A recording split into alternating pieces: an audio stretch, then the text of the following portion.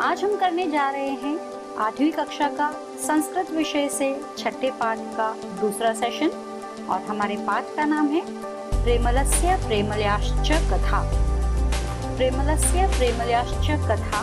इसके पिछले सेशन में आपने आधी कहानी समझी थी इस सेशन के द्वारा और बची हुई आधी कहानी हम इस सेशन में करेंगे। इससे पहले कि हम आगे बढ़े, मैं आपको पिछले सेशन का कहानी का थोड़ा सा एक ब्रीफिंग देना चाहूँगी। पिछले सेशन में हमने देखा था गिजू भाई द्वारा लिखी गई यह कहानी पेमला पेमली की जो कहानी है, यह इसका अनुवाद किया गया है और इस संस्कृत में इससे हमें एक सीख मिलती है जो इसके अंत में मैं आपको बताऊंगी। और आप भी सोच सकते हैं कि इसमें क्या सीख हमें मिली होगी। होता यूँ है कि प्रेमल जो है लकड़ियाँ काट कर थका हुआ जब घर लौटता है तो वह प्रेमली से कहता है कि आज तो मैं बहुत थक गया हूँ, मुझे थोड़ा सा पानी गर्म कर दो, मैं स्नान कर लूंगा और उसी गर्म पानी में अपने पैर रखूंगा ताकि मेरी सारी थकान दूर हो जाए। प्रेमली कहती है मैं तुम्हारी बात को मना कैसे करूं, लेकिन तुम पहले ऊपर से मुझे घड़ा उतार। प्रेमल घड़ा उतार देता है और फिर पूछता है अब क्या करूं। तो फिर प्रेमली कहती है कि तुम पास की जो कुआं है वहां से इस घड़े को भर ले आओ। प्रेमल घड़ा भर ले आता है। फिर वह पूछता है अब क्या करूं। प्रेमली कहती है अब चूल्हे को जलाओ। तो वह चूल्हा जलाता है। फिर पूछता है प्रेमली से अब क्या करूं। प्रेमली कहती है कि अब जब तक चूल्हे में अच्छी तरह से आग प्रज्वलित नहीं होती, अच्छी तरह से नहीं जलता है, तब तक उसे फूंक मारो। प्रेमल वैसा ही करता है, फूंक मारता है, चूल्हे को अच्छी तरह से प्रज्वलित करता है। फिर पूछता है अब क्या करूं। फिर प्रेमली कहती है कि अब जो घड़े में आप लेकर आए हो उसे हांडी में डालो पानी को और उस हांडी को चूल्हे पर रखो। प्रेमल वैसा कर देता है, हांडी को जो चूल्हे पर रख देता है। अब हम आगे की कहानी पढ़ेंगे, इसमें आगे बढ़ते हैं। प्रेमलः हांडी चूल्याम स्थापयत, यानी प्रेमल जो है हांडी को चूल्हे के ऊपर रख देता है प्रेमली के कहे अनुसार। किंचित कालानंतर च पुनः प्रेमलिन अपृच्छत। किंचित कालानंतर यानी कुछ समय पश्चात, कुछ समय बाद वह पुनः प्रेमली से पूछता है, अपृच्छत यानी पूछता है, इदानी किम करवाणी, अब मैं क्या करूं। प्रेमली अवदत किमयंत हंडीम अवतारय। अब उसको गर्म जो हो गया है पानी, अब उसको हांडी को उतार लो। हंडीम अवतारय तार्य प्रेमलः पृच्छति। हंडी उतार कर प्रेमल जो है फिर से पूछता है, ओके प्रेमलः हांडी चूल्याम स्थापयत। प्रेमल जो है हांडी को चूल्हे पर रख देता है। किंचित कालानंतरम च पुनः प्रेमलीम अपृच्छत। तो कुछ समय पश्चात प्रेमल जो है पुनः प्रेमली से पूछता है, इदानी किम करवाणी, अब मैं क्या करूं। तो प्रेमली कहती है, प्रेमली अवदत किमयंत हंडीम अवतारय। अब आप हांडी को उतार लीजिए। हंडी में उतारय प्रेमलः पृच्छति अधुना। तो हांडी को भी उतार लिया। अब अजीब इंसान है, मुझे तो हंसी आ रही है उसके ऊपर कि हर बात के लिए पूछ रहा है क्या करूं क्या करूं। अब तो हांडी उतार लेता है प्रेमल और फिर पृच्छति अधुना, अब क्या करूं। तो प्रेमली वदती, तो प्रेमली कहती है, अधुना हंडी स्नान गृहे स्थापय। हंडी को उठाकर स्नान गृह रख दो, स्नान गृह में रख दो। आप देख रहे हो यहाँ पे प्रेमली जो है बैठे बैठे यहाँ पे प्रेमल को निर्देश दे रही है, आदेश दे रही है कि क्या करना है क्या नहीं। बेचारा चूल्हा जलाया, उसने पानी गर्म रखा, वाफ भी हमें दिखाई दे रही है यहाँ पे, ठीक है। वहाँ पे घड़ा भी दिखाई दे रहा है, घड़े जो हाँ जिसमें पानी भर के लाया था, लकड़ियाँ भी दिखाई दे रही है। अब वो प्रेमली निर्देशित संप्रति स्नानम कुरु। अब प्रेमली उसको निर्देश करती है कि अब अच्छी तरह से आप स्नान कर लो, पूरी तरह से स्नान कर लो। प्रेमलः स्नात्वा अपृच्छत अधुना किम करणीयम। वह स्नान भी कर लेता है ना। प्रेमलः स्नात्वा स्नान करके अपृच्छत फिर से पूछता है दोबारा से, अधुना किम करणीयम, अब मैं क्या करूं। कालानंतरम, कालानंतरम यानी काल अनंतरम यानी समय के बाद, कुछ समय के बाद निधाय यानी रखकर, निर्दिशत यानी नींद और आदिशत निर्देश किया। अब आगे बढ़ते हैं। प्रेमली अवदत इदानी हंडी यथास्थानम निदेहि, यानी कि प्रेमली कहती है कि अब जो हंडी है वह वापस से अपने स्थान पे रख दो।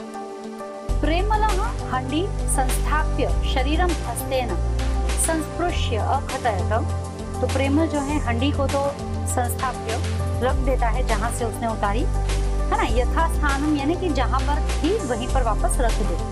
तो वह संस्थाप्य हंडी उतार रख देता है फिर से, और फिर जब अपने हाथों से हस्तेन यानी अपने हाथों से स्पर्श करता है अपने शरीर को इस तरह से, तो संस्पृश्य अकथयत, संस्पृश्य यानी अपने शरीर को स्पर्श करता है। उसके बाद वो कहता है अरे कीदृशम पुष्पमिव शरीरम लघु जातम, अरे मेरा शरीर तो एकदम पुष्प के भांति हल्का हो गया है, मतलब लघु छोटा हल्का हो गया है।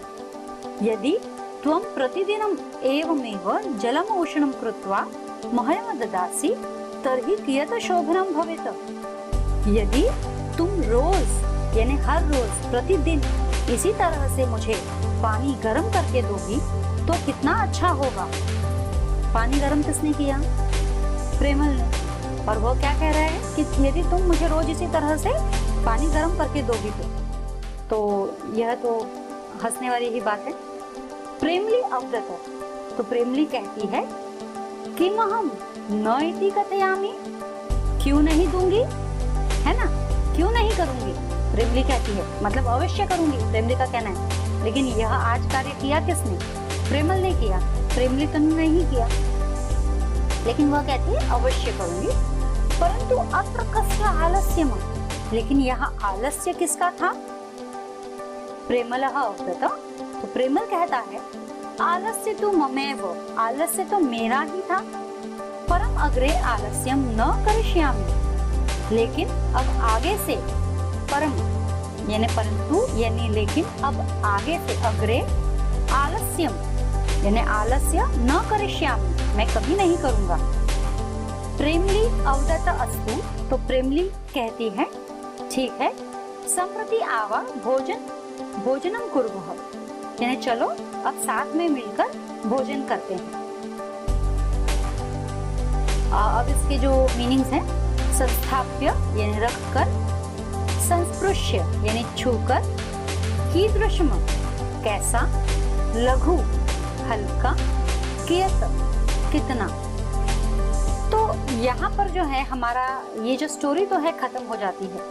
अब इसकी सीख के बारे में अगर हम बात करें तो यदि यह स्टोरी आपको समझ में आ गई कि प्रेमल कहता है मुझे पानी गर्म करके दो, प्रेमली कहती है अवश्य करके दूंगी, पहले घड़ा उतार देता है, फिर कहती है पानी भर के ले आओ। जब पानी भर के लेकर आके पूछता है अब क्या, तो कहती है चूल्हा जलाओ। चूल्हा जलाने के बाद में कहती है आग में फूको, फूकने के बाद में कहती है अब हांडी में से घड़े में पानी डालकर उसे, घड़े में से हांडी में पानी डालकर उसे गैस पर रख दो, चूल्हे पर रख दो। और कुछ देर पश्चात फिर पूछता है अब क्या करूं, तो वो कहती है कि उसे स्नान गृह में ले जाओ और स्नान कर लो। फिर वह पूछता है स्नान करने के बाद कि अब क्या करूं, तो वो कहती है कि अब जो हांडी है उसे यथास्थान यानी कि उचित स्थान पर रख दो। और फिर उचित स्थान पर रखकर प्रेमल जब अपने शरीर को छूता है तो उसे बहुत ही अच्छा लगता है, हल्का महसूस होता है। तो वो कहता है कि इतना मुझे हल्का महसूस हो रहा है, ऐसे ही यदि तुम रोज मुझे पानी गर्म करके दे दिया करोगी तो कितना अच्छा होगा। तो प्रेमली कहती है कि हाँ अवश्य, क्यों नहीं दूंगी। किंतु यहाँ आलस्य किसका है, यहाँ आलस कौन कर रहा है। तो यही हमारी सीख है बच्चों कि आलस हमें कभी नहीं करना चाहिए। यदि हम आलस करेंगे तो हमने जितना भी काम किया वो सब बेकार है, सारी हमारी मेहनत बेकार हो जाती है। आलस का फल कभी भी हमें पूरी तरह से नहीं मिलता है, इसलिए हमें कभी आलस नहीं करना चाहिए। तो प्रेमल आलस कर रहा था, किंतु प्रेमली ने अपने वाक चातुर्य से उसका आलस्य उसी के द्वारा दूर करवाया, यानी उसी से सारा काम करवाया। तो यहाँ पर हमने यही सीख पाई है कि हमें कभी भी हमारे जीवन में आलस्य नहीं करना चाहिए। यदि आपको कहा गया है कि आपको गृह कार्य करना है और आप आलस्य करोगे और वह गृह कार्य कल पर टाल दोगे, तो हो सकता है कल आपको और गृह कार्य मिल जाए। फिर आप आलस्य करोगे, फिर अगले दिन के लिए टाल दोगे, फिर आपको और गृह कार्य मिलेगा, तो आपका काम तो बढ़ता जाएगा। यदि प्रतिदिन आप अपना रोज काम स्वयं कर लिया करो, कोई भी काम कल के लिए ना बचाओ, तो आपका काम कभी भी नहीं बढ़ेगा।